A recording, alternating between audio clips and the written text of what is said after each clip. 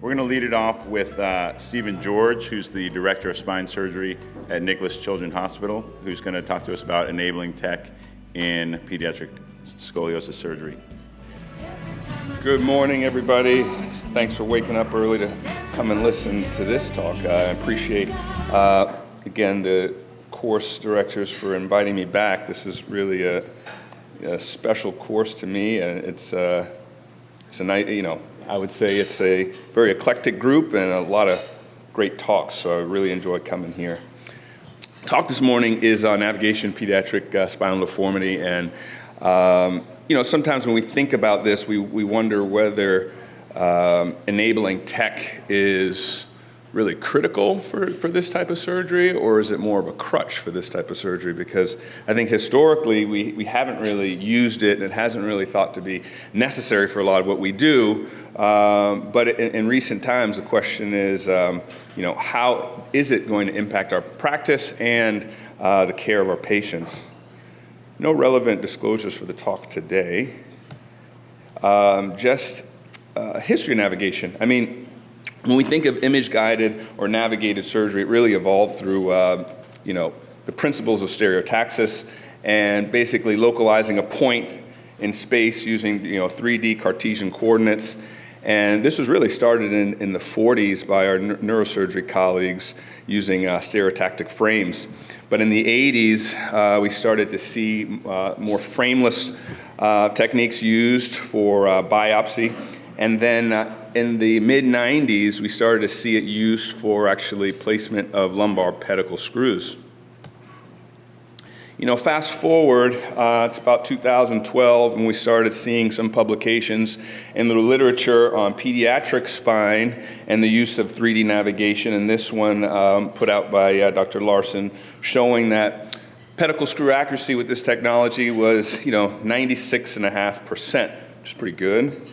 And then when we look a little bit deeper into, the screws they were looking at, this is a little busy graph, but what it basically shows is that larger pedicles in the lumbar spine, with pedicle diameter, let's see if this works. Pedicle diameter, when they're larger, the revision rate was a lot lower. And as you get down to the mid and upper thoracic spine, with pedicle diameter being much smaller, revision rates are higher. So that's what you would anticipate. Smaller targets, more need for revision. When we look at accuracy, looking at different modalities, whether it is CT guided, robot technology, power assist, robot assist, fluoro. And we compare it to freehand, what we see actually in the literature and some meta-analyses is that it's actually the assisted technology actually produces less complications, but we're talking about small numbers, okay? And at the end of it all, the publication really says that, hey, freehand technique is still very, very safe. So it's not, we're talking about that very small difference, and does that difference actually matter is the question I'd probably ask to you, and the question that I've asked to myself. Is that little bit of a difference, does it affect our patients? Does it have any clinical relevance? Okay, when we talk about pedicle screw accuracy, there's another meta-analysis that looks at CT navigation versus freehand, and what it basically concludes is that the navigated arm was 3 times more likely to have what they considered to be acceptable position of the screw. 2 times more accurate, 2 times more likely to have a perfectly positioned screw, and 1/3 is likely to have a potentially unsafely placed screw. Again, comparing navigation versus freehand fluoro technique. This is another paper out of Rochester, and what it compared retrospectively was a navigated arm with 105 patients and a fluoro-guided arm, 112 patients. Interestingly enough, some of the things we think about when we talk about enabling tech and implementing it into our practice is workflow and efficiency and so on. But in this paper, when control for number of levels fused, the OR time was actually the same. Digging deeper into the results of that paper, what they found was 4 out of the 112 the fluoroscopic guided cases had to return to the OR for a malpositioned screw versus 0 out of the 105 cases in the navigated arm. When they looked further into these patients, 51 patients underwent some sort of postoperative CT for whatever incidental reason, and that represented about 526 screws that were placed. 206 were the fluoro group, 323 were the navigated group. When they looked further at those, what they found was that 3.3% of the fluoro group had a malpositioned screw, which is greater than 4 millimeters, and only 1% in the navigated group. Now, in no way am I saying that this is the rule and this is exactly what you'll find everywhere, but this is the experience of, one institution, and it's something to consider. One of the things that we talk about is that, well, what's the impact is this going to have on my practice, on my patients? Does it really improve safety in my hands? Will it really change the workflow? Will it improve our accuracy? Is the cost actually worth it? When I look at sort of my journey to sort of accept this technology and use it, so when do I use it? I don't use it all the time. I think, to me, in my hands right now, I use it for more complex congenital, high-grade spondies, complex revisions. Well, if you have significant, aberrant anatomy. I use it posterior and anterior surgery, actually. Spinal pelvic fixation, I think it has a lot of promise. And I do it for some routine cases and a lot for teaching, to be honest with you. I think that's been a huge, a nice tool to have when teaching residents and fellows. The basic setup, honestly, you have several things that are navigated, and you can navigate just about anything. But for me, it's usually a gear shift, a screwdriver, a power tool like a drill, and then basically, you can navigate that screw into the trajectory you've already identified. Setup is pretty basic. You guys can know about this. But one thing here. We do a lot of neuromuscular cases and cases that we've put in traction for, length of time. And you can actually take that traction to the OR and do the case under traction with the navigation, which I think has been very helpful for some of our bigger deformities as well. So I'm just going to go through a few cases, and these are in no means the most complex cases or, the best results, but it did, in doing them, the question always comes up, do I need navigation? Did it provide any benefit to the patient? What can we take from that? And hopefully some of these cases can, are very analogous to some of the things you see, and maybe, give you an idea of, whether or not this is something for you that you'd like to implement in your practice or not. So this is just a 16-year-old girl who came for a third opinion of progressive kyphotic deformity. She was seen at an outside hospital for Scheuermann's kyphosis. At that time, it was about 80 degrees. 2 years went by. She was scheduled for surgery. However, during a pre-op MRI that was obtained, they noticed an extensive intradural arachnoid cyst extending from T9 to L3. Here are some images of that showing, obviously, the cyst and this dural ectasia. And fast forward, at the outside hospital, basically, they said they would have to hold off on the deformity surgery, and the neurosurgeons went ahead and resected the cyst through a laminoplasty from T9 to L3. Pretty benign postoperative course. However, the deformity continued to worsen. And then when she went back to address this deformity, they said, well, things have changed now. The deformity is a little bit worse. We're not sure. We might have to do a combined procedure, anterior, posterior. she got a little scared with that and then came to see us for a third opinion at that time.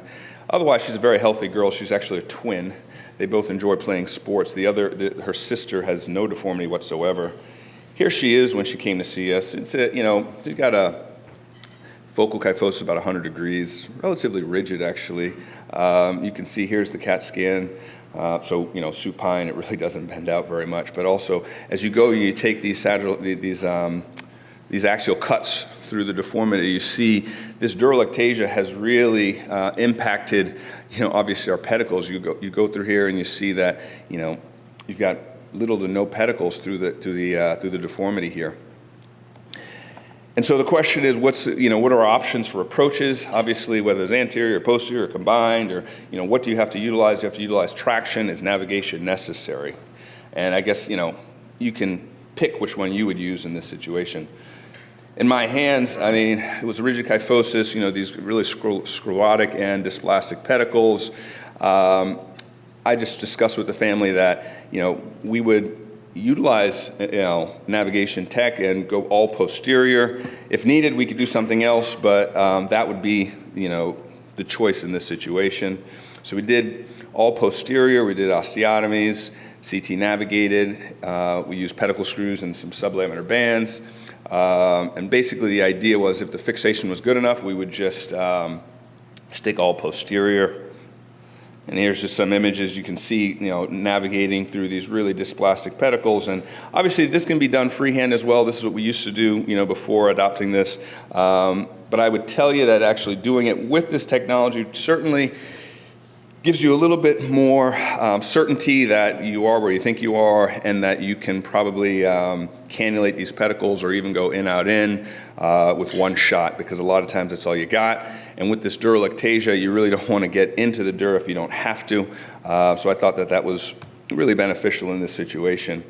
I do talk about this case because it was actually one of my earlier experiences with the tech, and actually went quite well. We really got good purchase. We were able to say all posterior, get a good correction. Post-operatively, she did really well. She was discharged on day 3.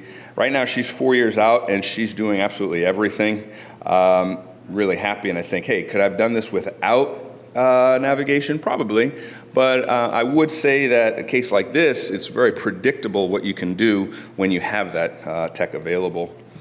Another case here, we have another 15-year-old healthy female who presented with bilateral lower extremity and back pain. On workup, she was found to have a high-grade spondy. And she's got actually transitional anatomy, lumbosacral transitional anatomy. So when you kind of look at this slip, it's almost that this is at S1, S2. Which makes this a little different in the sense that when you think about lumbopelvic fixation and what you can do insofar as distal fixation, it changes a little bit because you're so kind of low in the pelvis here. Just to hustle through some of this. Obviously what the goals are to stop progression to solid fusion, safe improvement of the slip angle. Again, we're dealing with just interesting anatomy, some transitional anatomy. So the plan, again, would be all posterior and to go from, I guess, quote, L5 to the sacrum because, that slip is a little bit lower. And then insofar as getting fixation, the idea would be, the navigation would help us plan that intraoperatively where the best corridor would be to find that fixation. So intra-op, I guess one of the big challenges you have anytime you have a high-grade slip is how do you get the pedicle screw in that slip vertebra, whether it's the L5 or the S1, whatever it may be. We usually, try this freehand, but again, if you had with navigation, you can make this a lot more predictable, and that was the case here. And then insofar as pelvic fixation, just finding a good corridor of bone, the navigation really allowed us to predict that, to see where that was and cannulate that corridor without issue. And again, it worked out well. Not a very complicated case per se, but when you think about the nuances of some of these deformities, you think that, maybe this technology could assist in our practice. And here we are, and she's actually 4 years out and doing quite well. She's returned to soccer. and again, with no issue. Next case is a case, if you guys do idiopathic scoliosis, you probably see a lot of this. This was actually a case that started in 2016 in an outside institution. Patient had a progressive scoliosis that was operated on in 2017. They did a posterior spinal fusion T3 to L4. Postoperatively, she started to have some neck pain and some noticeable worsening of proximal junctional kyphosis. That was watched. It seemed to be stable. Then it started to progress a little bit and increased pain. They discussed surgery with the patient, and then she actually came over to see us for an opinion and possible revision surgery. So here she is. Here's that radiograph. You can see significant PJK at the top. And when you get the CT scan, you see that the hardware is plowed at the top as well. So this is the top screw here. You can see that's gone medial, and the next level, same thing. And then as you go and you look at the recons, you can see it's a pretty rigid deformity as well, and you've got a fusion mass in the mid-thoracic region. So the question is, how do you really deal with this? Obviously, she's already fused in the upper thoracic spine, and you really would like to go, to minimize how high up you go. So my plan was really to try to extend to T1. Obviously, in order to do that, you have to have better fixation of those suboptimally placed screws or plowed screws. And again, when you're placing or replacing or repositioning screws in the upper thoracic spine, that you already have a breach medially, and you're trying to figure out, well, how do I predictably get good fixation up there so I don't have to take this into the cervical spine? You start to think, well, whether enabling tech or navigation could help with that.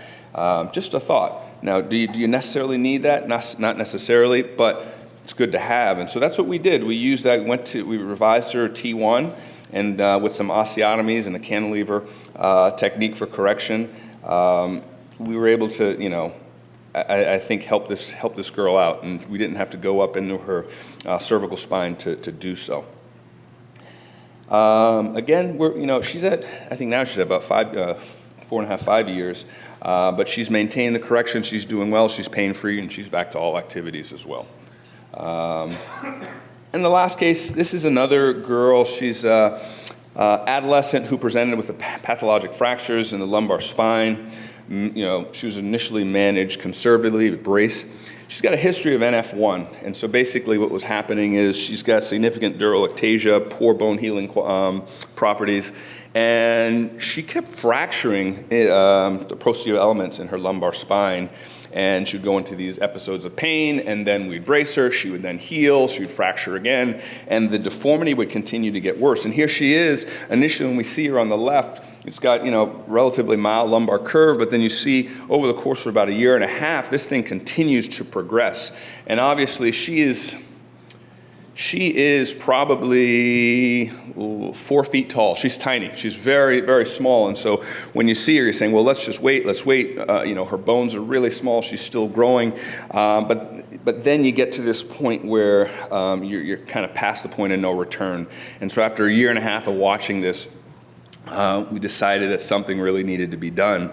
When you look at the CT scans, again, you can see that you've got these penciled vertebrae, but then if you look closely, you can see why she's actually having the pain, because these pedicles are actually fracturing and healing and fracturing and healing. And then you look at the vertebral bodies, and you see how they're sort of scalloped as well, and you wonder, well, where are we going to get fixation if she's got nothing in the back and she's got these tiny vertebral bodies in the front? Here's the MRI showing this dural ectasia, and this is another way that I think the predictability and the utilizing or leveraging enabling tech really helps in this situation, because we're able to use this intraoperatively to start figuring out where there's good bone, where there isn't, how we're going to put in an implant in such a small patient. Even with these 3D deformities in this patient, finding the midline or orienting yourself to the midline in the anterior spaces is not as easy as you'd think. And we're talking about small screws. You look here, and in that top left box, we're putting in sort of anterior screw, and that measurement from the tip there to the back of the body is 1.5 centimeters, cortex to cortex. And so we're talking about a 1 centimeter screw with that. And so this really allowed us to not only do the anterior surgery, but go in the back, do the posterior surgery. And then when we're talking about distal fixation, we have, very limited fixation posteriorly, so having distal fixation is important. So we really wanted to put in 2 pelvic screws. And how do you do that freehand and predict so the screws don't cross, or you're really able to maximize that fixation? And honestly, with this, we were able to sort of intraoperatively plan the trajectory of 4 pelvic screws. Once we have that laid out, then go ahead and execute in surgery. And, listen, I think this came out well. She's doing really well. Could you have done this again without it? Perhaps, but I can tell you by leveraging this sort of technology, it really augments our ability to really treat these patients well. And again, I think these cases sort of translate to many of the things you guys might see. And it's been a journey for me, but for sure, I think that it has been very beneficial to my patients. So that's it. I hope that was very helpful for you guys. Thanks for listening. And we'll take any questions later. Thanks.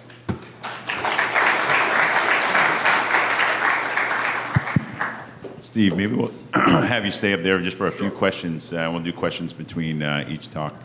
A quick question. It was intriguing how you used the navigation anteriorly. Can you talk a little bit about your setup for that and where you did your reference frame placement and everything? Yeah. So with the navigation I use, it just requires sort of fiducials. And these fiducials can go functionally anywhere. It's just a reference point. And so there are these little OMFS screws that I put in. And so you can put that in just about anywhere. And then insofar as where you put the array or the tracker, you can put that tracker either off a pelvic pin, or if you do have the posterior portion open, you can satellite that off of either screw you've put in the back. You can clamp that onto a rod that you already have in the back. So it's you can do a lot with it insofar as being creative about that, and it's quite accurate. And yeah. In your pediatric patients, if you're going to be doing a T3 to the sacrum, how many spins do you do? Oh, one actually. With the system I use now, it can go from, in a pediatric patient, from T1 down to the sacrum. So we only use 1 spin.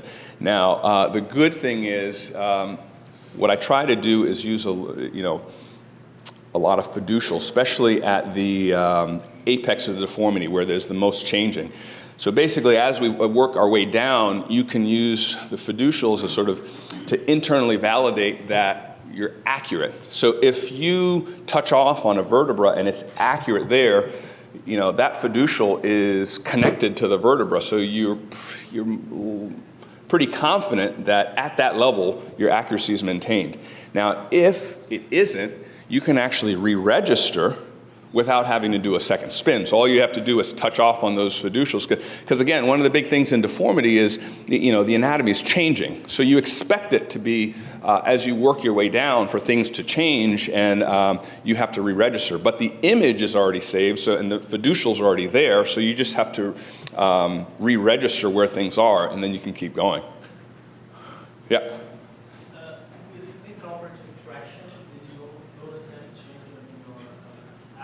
100%, and that goes to the idea of, in any deformity surgery, the anatomy is going to be changing. That's why it's really critical to use enough fiducials so you can know whether things are inaccurate.